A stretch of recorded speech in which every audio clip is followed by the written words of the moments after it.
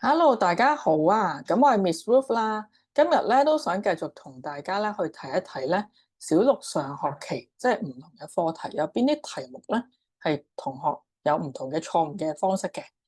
咁咧錯誤有幾種啦，即係除咗係 careless mistakes 之外咧，有機會係同學計錯數啦，又或者係唔理解題目問緊啲乜嘢，即係 miss 咗嗰個題目嘅重點嘅，或者係睇漏咗一啲關鍵字。咁咧，我主要會先講下個正確方法先，再去咧同大家一齊參考下有啲咩係常見嘅錯誤，希望咧就幫到大家盡量去避免啦。好啦，咁咧上學期其中一個比較大啲嘅課題咧，即係可能開學未必即刻教，但係過咗一兩個月之後咧都會開始教噶啦，就係體積容量排水法嗰個嘅課題啦。咁大家小五都學過體積嘅。但係小六就比較多咧，係液體嘅體積同埋咧一啲器皿嘅容量。咁我哋可以先參考下呢條題目先。佢就話咧，正方體嘅水箱邊長係11 cm。咁咧，曉彤就將水箱咧注水至水深6 cm，然後咧就將一個玩具係體積咁多嘅363 cm³嘅玩具咧放入水箱裏面啦。咁咧，當水咧完全浸沒嗰個玩具嘅時候，冇水流出嚟，佢就問咧水位係升高至多少厘米？好，咁咧我簡單畫咗個圖出嚟先。到大家真係好熟悉嘅時候咧，就未必需要畫圖噶啦，即係初期就可以畫一畫啦。咁咧，佢就話本身已經水位去到6 cm 啊，即係佢裝咗啲水。好，咁咧而家就話咧，將一個玩具係咁多嘅立方厘米363放入去水箱裏面，咁咧一定會擠咗啲水向上啦。冇水流出嚟咧，水位升高到多少厘米？咁簡單講一下先啦。首先咧，如果我哋要計下咧，佢升高咗幾多咧？就係呢邊嘅長乘闊乘以水升高咗嘅高度，即係綠色嗰度，就係等於363啦。因為咧，你點樣令到啲水升高咗咧？因為你擠咗呢嚿嘢落去之後，會令到啲水擠咗向上嘛。所以條式咧本身係咁樣列嘅，即係如果有學過嘅同學都大概知道㗎。即係個體積除翻長乘闊，就係水位升高咗嘅高度啦。好啦，咁咧最多同學錯係點錯法咧？就係好似咁樣列完式之後咧，佢計到就係3 cm，佢就直接咧將個答案咧寫做水位升高至3 cm。咁大家有冇發覺有咩問題出現咗咧？原來咧呢類題目好重要嘅字眼就係究竟佢係問緊咧水位升高了，定係問緊水位最尾係升高到多少厘米？係爭好遠嘅喎，明唔明先？如果你問水位升高了咧，即係話佢淨係問個相差升高咗幾多，但係升高至咧，即係你要夾埋之前究竟本身有幾多嘅水深，再加翻啱啱升高咗嘅部分。好啦，咁所以呢度咧正確答案咧係咪應該咁啊？3加翻6啦。咁呢個係一個非常之常見嘅錯誤嚟嘅喎，因為咧有啲同學咧計到好熟啦，佢知道係咁樣列式，但係成日就睇漏咗究竟最尾咧係問緊升高了啊，定係升高度或者升高至，或者定係咧佢話最後的水位是多少厘米？咁逢親係問緊最後咧，你就要加翻之前有幾多。如果純粹淨係問綠色部分升高咗幾多咧，就前面呢條式都 OK 啦。得唔得先？所以咧，再補充翻，如果係一條長問答需要列式嘅話咧，大家呢度就不妨咁樣寫，即係除完呢個長乘闊之後咧，器皿嗰個長乘闊啦，就知道水位升高咗幾多，再加翻6，咁就係真正嘅答案啦。咁所以咧，短答題就好蝕底嘅。如果你一寫錯咗係3咧，就成條冇晒2分。如果咧係長答咧，起碼你列啱一半式咧都有少少分嘅。咁呢度 O 冇記事？係啦，咁大家要非常之小心啦，即係都係經常會見到呢種錯嘅。咁又睇一睇啦，第38咧，稍等一下先嚇。咁咧第38咧都係非常之常見嘅題目啦。咁大家最基本咧要知道，如果佢係問有一個容量嘅時候咧，我哋係要計佢裏邊嗰啲邊乘埋一齊，究竟咧總數嘅容量係幾多？咁但係睇一睇呢個題目啦，佢就話咧長方體嘅木盒由5塊厚1cm 嘅木板製成咧，佢倒咗咁多水入去木盒當中之後咧，水深係多少 cm？咁首先有2個位容易出錯啦。第一個位咧就係呢個單位係4.8升，但係咧我哋呢度全部都係 cm 嘅，所以咧就必須要先轉咗單位先。如果一唔記得咗乘1000，即係可以係 μ 或者 cm³啦，咁咧就會成條計錯晒㗎啦。第二個錯誤咧就係大家千祈唔好就咁4800除翻長乘闊，我哋仲要考慮埋咧佢呢個長同闊咧其實係外邊嚟嘅，得唔得先？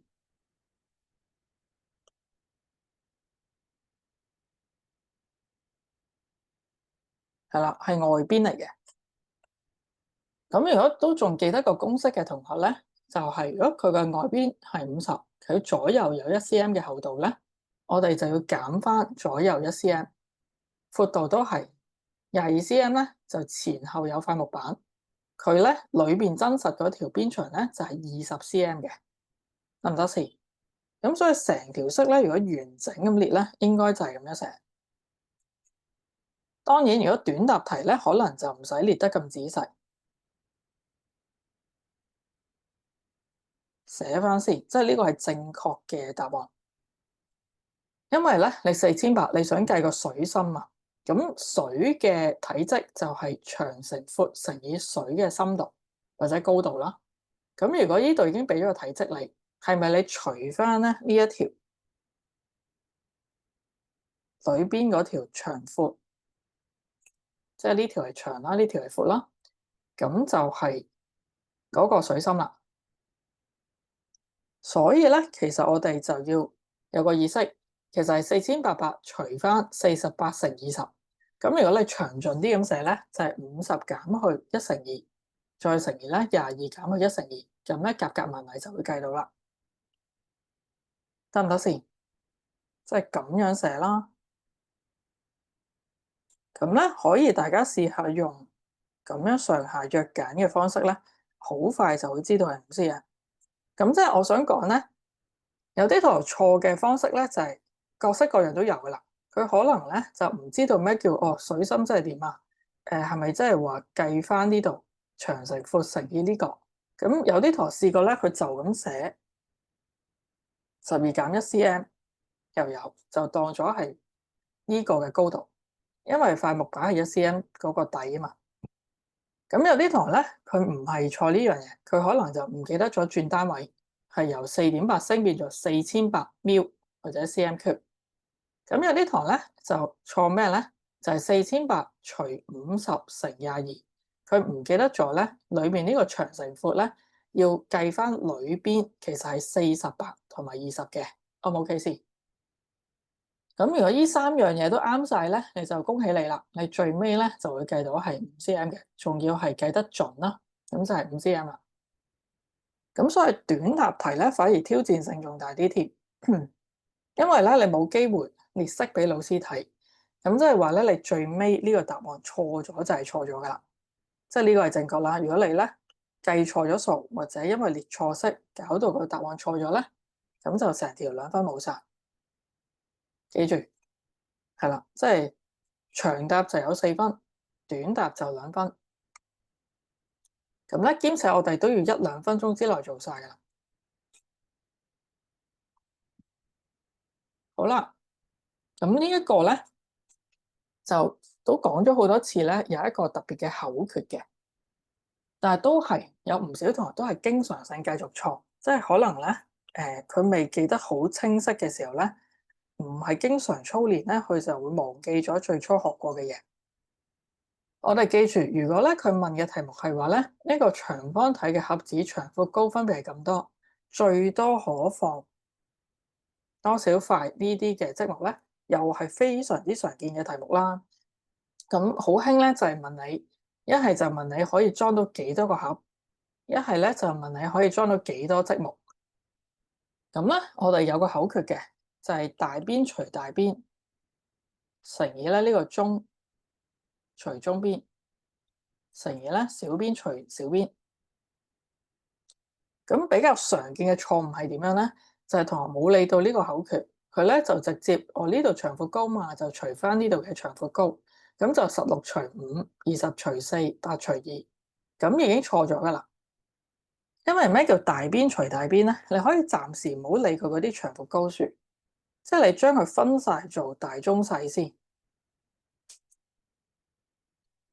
得唔得？即係譬如呢度呢個係大啦，呢個係小啦，係啦，呢個大中細，大20、16、8，跟住呢度就5、4、2，咁先逐個除。其實計數部分咧就係超簡單嘅，即係冇咩可能會錯噶啦。數字上嘅嘢係列錯式咧，就會搞到計錯數，得唔得先？咁所以呢條咧其實就係4乘4乘4，就係64個積木。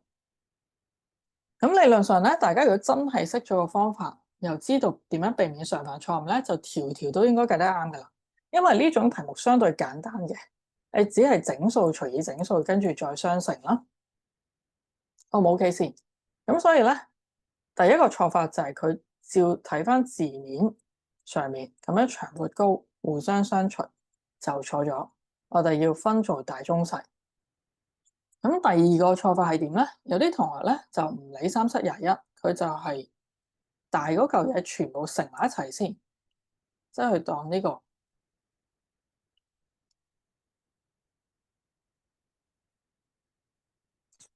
大嗰個盒長闊高乘完之後咧，再除翻細嗰個積木嘅長乘闊乘高。咁咧呢個都係錯嘅列式方法。點解有時咁巧撞啱到答案咧？係因為如果佢3條線都係分別可以整除得到咧，你就會計得啱。但係有時咧，有啲情況係個盒係有啲窿漏咗出嚟噶嘛，即係話佢裝唔晒，好實淨咁塞滿晒所有細嘅積木，有啲罅位係漏咗出嚟嘅空隙嚟嘅。而嗰啲空隙咧，你必須要唔好計算喺裏面，先至係正確答案。咁所以咧，如果你有啲空隙咧，你由前面呢嚿嘢係3個數乘埋一齊，就會咧計多咗嘅，計多咗個數目。所以大家一定要記住，即係最正確嘅方法就一定係要靠嗰個口訣：大除大，中除中，小除小，分開除完之後再相乘咧，就唔好3個數乘完之後兩嚿嘢相除，亦都咧唔好咧直接將佢長闊高分開相除，因為咧有時佢個長闊高咧唔係跟翻大中細3個次序嘅，搞唔搞清楚先？咁咧呢條又係成日都見到有同學錯咧，其實你會發覺計係唔難噶嘛，錯係錯啲細節位咯，即係理解唔到或者係咧佢冇記得嗰個口訣或者正確方法，得唔得先？係啦，咁我哋又試下睇一睇咧小數除法相關嘅題目先啦。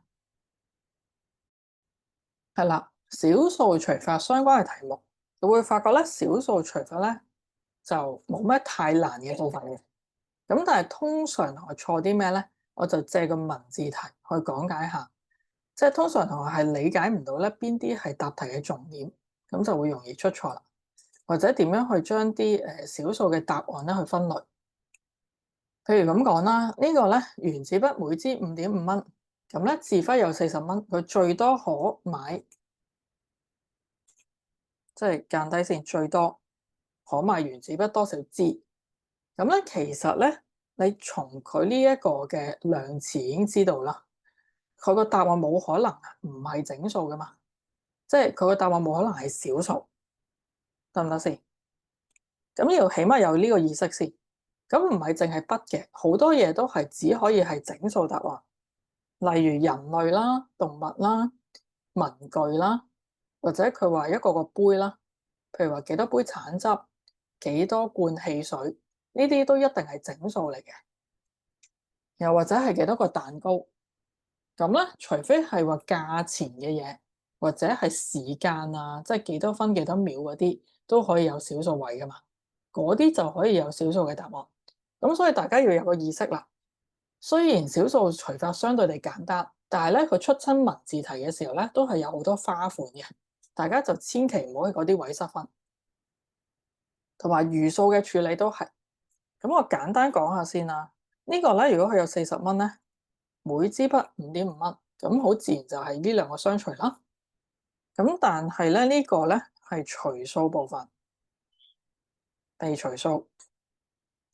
我哋要咧記實一個準則，就係除數部分咧係一定唔可以有小數嘅，一定要將佢變翻做整數先可以相除啦。所以咧，學過嘅同學都知啦，就係咧要將佢兩個數都一齊乘大10倍先至咧啱數嘅，即係要公平起見啦。你呢度乘咗10之後咧，呢度都要乘翻10，咁就照試啦。即係應該大家都會試到咧，7535、753538啦。咁咧餘數就係15喎。咁有兩種錯法嘅，一種錯法就係有啲同學咧唔知點解繼續計埋落去，寫多1、2個小數位先寫到。咁有另外一種錯法咧，就係同學雖然寫得啱，就係佢咧見到有餘數開始咧就停咗啦，唔需要再計小數位，咁就寫咗7啦。但係個餘數咧又寫錯咗，就直接將個15咧寫做餘下15元。咁有咩錯咧？就係我哋記住你個餘數咧係要睇翻頭先乘大咗10倍，所以而家要除翻10倍咧先至準確嘅嗰個數值。即係正確答案咧，應該係1.5元先係嗰個餘數啦，得唔得先？咁即係話咧，如果遇到文字題，我哋首先要了解一下佢嗰個答案有冇可能咧係小數。如果冇可能係小數嘅答案咧，我哋只需要用整數作答，除到咧有餘數之後就唔需要繼續再除啦。咁如果題目咧係有問埋你嗰個餘數咧，我哋一定要好小心。究竟之前咧計數嘅時候有冇乘大10倍或者100倍？咁咧嗰個餘數要除翻10倍或者100倍咧先至準確嘅。兼且如果有啲心水清嘅同學咧，其實你睇到呢度都覺得怪怪地啦。如果寫咗15，有咩理由剩翻15蚊都唔夠買多一支筆咧？一支筆都係5.5蚊啫嘛。咁所以呢啲位咧就係比較容易失分嘅。雖然計數部分好容易，但係成條整體嘅理解咧，大家就要非常之小心啦。即係都唔好睇小佢，都有成2分嘅。咁你寫錯一粒字咧，咁就冇咗1分都唔抵啦。或者你明明係識計嘅，就唔好俾機會佢扣1分2分。O 唔 OK先？係啦，咁呢個就唔係話個難度好高，大家唔識方法，反而係覺得可能太容易啦，咁就掉以輕心咧，好容易啲餘數又處理錯咗啦，或者係唔係好識處理唔同嘅性質嘅物件，究竟邊啲咧係用小數作答，邊啲係用整數？好，咁咧我哋又睇一睇第18咯。第18呢度咧，即係又係某間小學出過嘅題目啦，或者甚至乎咧，你話間學校即係佢小5、小6嗰啲卷出嚟出去都係嗰啲題目噶啦。咁咧方程式咧，小6都係會繼續考嘅。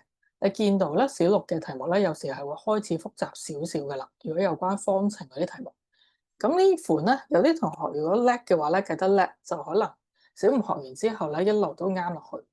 咁但係呢款最多見到錯嘅方法係點咧？有啲同學係試過咁樣寫嘅，睇住啦喎，甚至乎佢冇用括弧添，佢咧直接咧覺得 G 減3，我寫埋嗰個最奇怪嘅寫法啦。有啲同學係試過咁樣嘅，G 減3等於8乘12，咁係超級大錯誤啦，千祈唔好咁錯法。因為如果你而家小六都開始咁樣錯咧，又冇理佢咧，好多時有啲同學咧去到中學係繼續咁樣做嘅，嗰啲方程啊、代數啊、equation 嗰啲咧，全部都係亂嚟嘅。我哋要記住呢個12咧係 G 除以12，嗰個減3係冇除12咧，你唔可以夾硬即刻左右乘以12嘅。我哋要先移走呢個減3先。咁即係話咧，正確嘅做法就係咁。左右一齊加3，得唔得先？咁變咗就會咧係 G over 12等於11，咁先開始咧左右一齊乘以12先至正確嘅，係啦，呢個都係其中一個常見嘅錯誤。咁咧整下咧，我哋就會知道 G 係132啦，係咪先？要打2粒星，因為個個咧而家都覺得自己一定唔會錯呢啲嘢，去到考試咧都係有機會一急咧就咩都寫得出嘅，即係可能突然間唔記得咗啦，我要加咗3先，咁就唔知點解乘咗12先，咁係唔 OK 嘅。個次序上係要移走嗰個3先，原因係因為咧嗰個3冇除到12啊嘛，佢唔係一個 balance 嘅成條式一齊除以12，你就唔可以咧夾硬咧即刻將個8乘翻12嘅。係啦，咁呢度要好小心啦。好，咁咧睇多1-2條又係咧經常見到有錯誤嘅地方出現嘅，譬如第26啦，呢個就可能比較多咧，係同學唔係太識個方法，又或者漏睇咗一啲重點。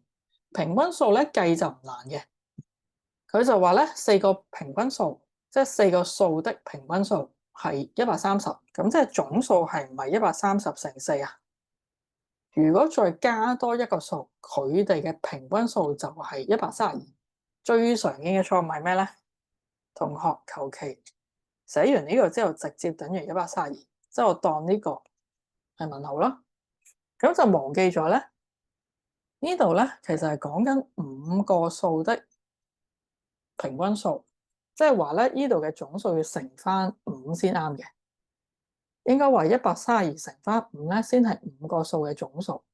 咁係咪應該咧130乘4再加呢個問號咧？應該係等於132乘以5，咁樣先至啱數嘅。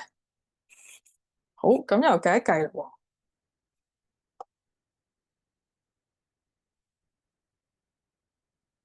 咁咧，大家應該就計到140啦，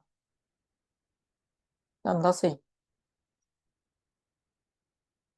咁所以有啲同學計嚟計去咧，佢如果唔記得咗乘翻呢個嘅5咧，計唔到答案，佢就求其撞一個數落去，或者有時都唔知佢寫咗啲乜。咁所以大家就要記住呢個平均數係132，即係乘翻5先，因為加咗一個數入去，咁就會計到咧新加入嗰個係幾多啦。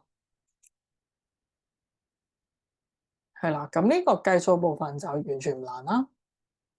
咁最後想講下一啲咧，我哋叫做挑戰題或者係高階思維題啦，就係咧，所以點解成日話咧做一份卷，我哋要盡量做快啲，成日都話咧1分鐘一條短答，2分鐘一條長答咧，係因為你可能咧會碰到最尾有2-3條係特別難嘅，咁會超過呢啲時間噶嘛，咁所以你前面做得越快，咪萬一咧遇到一啲應付唔到嘅題目咧，就起碼多啲時間去思考嘅，多啲時間去計嘅，得唔得先？好，咁我哋就睇下啦。咁如果呢啲嘅錯誤咧，即係常犯錯誤，通常就係因為佢根本都唔係太識個方法啦，或者係唔夠時間去諗，或者係咧睇完之後咧，大概諗到點樣做，但係咧組織唔到出嚟啊。咁我哋就試下咧講翻個正確方法先。如果咧 A 係一個大於3嘅雙數，有一個咁樣嘅次序啦，0.125細於 A 分之3細於0.2咧 ，A 可能代表其中一個可能，佢叫你咧淨係寫出其中一個可能。咁我哋搞清楚先，其實呢個 case 咧，你會覺得應該咧轉做份數會比較方便去對比一啲嘅。咁點樣轉做分數咧？首先，如果大家仲記得小數轉分數點樣轉咧？0.2就係2/10啦，0.125就係1000分之125。咁約到最簡之後咧，就應該係咁嘅。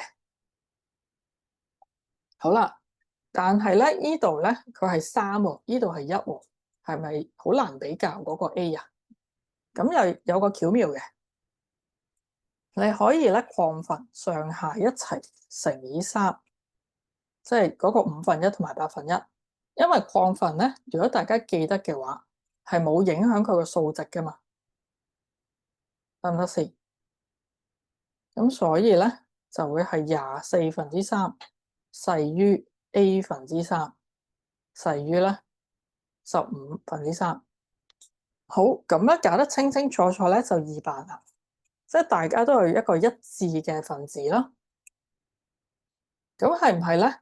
你嗰個分數越細咧，應該咧個分母係越大噶嘛？即係話個 A 咧要係大於15，但係同時又少於24。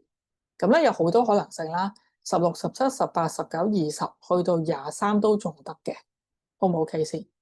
咁所以大家可以求其揾一個可能性，即係18/3都得啦，因為18又大過15，咁即係18/3嘅分數咧係會細過15/3嘅。但係同時又會大於前面呢個分數。咁咧，我哋先試咗18先啦。咁咧，當然你考試嘅時候寫其中一個就 OK 噶啦，你唔使逐個試晒嘅。但係你可以驗算一下，去穩陣啲。點樣驗算咧？我插翻粉紅色嗰度先啦。譬如啦，你想測試下係唔係真係咧18/3，即係 A 係18啊嘛？係咪真係又細過0.2，又大過0.125咧？咁我哋又試下啦喎。18/3即係1/6。如果你轉做小數咧，就嗱嗱聲啦，要計得好快啦，到時咁即係大概就得噶啦。你計得出一個咧足夠你比較嘅數字咧，已經 OK 噶啦，就唔使不停喺度計落去啦個小數。咁咧0.16又真係細過0.2喎，而且咧又真係大過0.125喎，因為16係大過12啊嘛。佢雖然有3個小數啦，即係3個小數位。好，咁咧呢個就吻合啦，咁所以你就可以好放心咧，係揀18。咁所以呢條咧係超級唔簡單嘅，係啦，我講漏咗一個 point，就係咧佢話大於3的雙數咧，即係話我哋只可以揀，譬如16去到23之間係雙數嘅數字，即係譬如16、18、20、22都得，有4個可能性嘅，睇唔睇得出先？咁但係計嗰部分咧，你知咗方法之後咧，又會發覺其實唔係好難嘅啫。通常錯係因為咧無從入手，第一次見到，亦都唔知用咩方法好，咁就求其撞一個數字，係啦。咁所以咧，呢條如果識計咧，你就預算佢大概有2至3分一條啦，但係冇列式分啦。咁計嘅時間，你真係熟咗嘅話咧，其實都好快嘅啫，即係呢度轉分數。跟住擴分，好快咧就睇得出分數比較，揀一啲雙數嘅分母。咁理論上咧，真係2分鐘都計完嘅。不過如果係唔係好熟咧，可能要思考下咧，可能就2、3分鐘啦。咁所以點解話咧時間分配係咁重要咯？如果前面咧你做得夠快，咁萬一遇到呢啲咧，都有足夠時間去做嘅。好，咁最尾呢個啦，就係講下佢混合題啦，都係屬於高階思維題嚟嘅，因為咧佢又結合咗呢個平均數同埋百分數嗰個課題，兼且咧又係好精簡，一個答案就決定晒你攞唔攞到分啦。咁通常錯又係嗰句啦，一係就列錯式，一係咧就唔係太熟悉嘅方法。佢就話咧有20個同學，佢哋嘅數學考試嘅平均分係84.2分。咁我哋咧習慣性地諗下，一見到平均分咧，即係話你要乘翻總數嗰個人數咧，先係總分嘅。其中咧男生嘅人數佔全班嘅人數60%，男生嘅平均分係87.8，佢就問你女生嘅平均分係幾多？好，咁逐個組織下先啦。通常錯咧係因為組織唔到啊，大家同埋可能唔夠時間。首先逐舊嚟先，而家我哋諗下，男生嘅人數係60%，即係話咧20人當中嘅60%，即係12個人啦。如果佢哋嘅平均分係咁多，即係話總數男仔嘅分數咧，係唔係呢個啊？得唔得先？咁咧就要自己咧用直式計咗先啦，喺算草紙上面。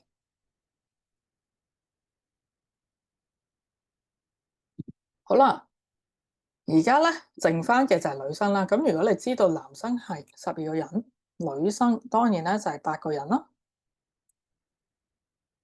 而咧20個同學成班6E班，平均分係84.2咧，我哋可以咁樣寫嘅：84.2乘20，再減翻男生嘅總分數先。呢度 O 唔 OK 先？再除翻8個女生，咁就係女生嘅平均分啦。咁所以識列式之後咧，計數部分就唔難嘅，最難都係組織嘅啫。同埋呢一條咧係真係比較難用一條式過咁樣去列嘅，因為比較複雜。咁大家就可以拆開2、3嚿嘢咁樣去自己喺算草上面計咗先咯。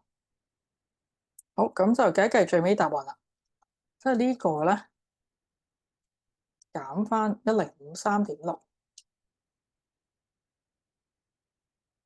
再除翻8咧，大家就應該係計到呢個嘅。咁所以咧，最尾呢2個係屬於挑戰題。咁最常見嘅錯誤就係根本都唔係好識個方法啦，或者搞下咧，中間一部分組織到，一部分有列錯式。咁如果係夠熟悉個方法，同埋你有足夠時間去思考咧，理論上就係計到嘅，得唔得先？